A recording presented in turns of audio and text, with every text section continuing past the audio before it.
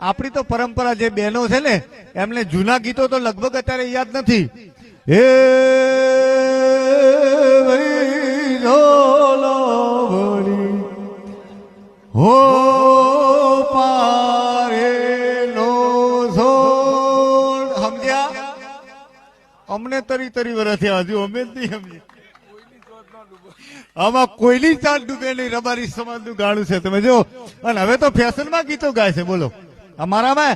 અને કોણ જાણે કે માંડવિયા અને જાનવિયા હામે આવે ને પછી તો હડકાયા કૂતરા કરે એમ કરે.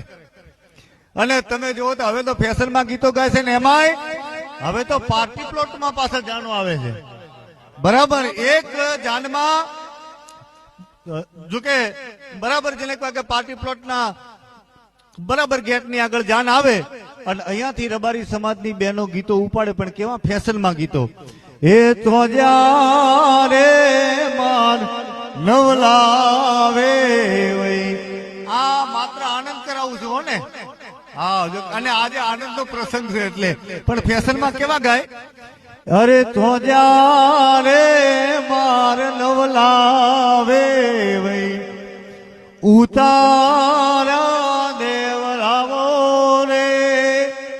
એમાં એક લાઈન એવી આવે કે ઉતારવાની સંપત નહોતી, લડતું કા રોણા સીધો હર્યા. એમાં એક લાઈન એવી આવે, હે લડતું કા રોણા તો ભાલાળા છે ભેતે ભાલા છોડ. એમાં સિક્યોરિટી વાળો ગીત ને સાંભળી ગયો અને મેનેજરને જઈને કે સાહેબ રબારીઓની જોનો આવે છે ને ભેતે ભાલા છોડવાની વાતો કરે છે. પછી કીધું કે ભાઈ તમે છે ને ભાલા બાલા લઈને આવ્યા છો. અને એક વાત હવે નાનકડી વાત કરું છું, આમાં મારી માતાઓ બહેનો જેટલાના કારણે મારો અવાજ જાય છે, રામદેવજી મહારાજની 33 નહીં પણ 51 જ્યોતનો પાઠ ચાલે છે. એક વાત તમે નક્કી કરી લેજો.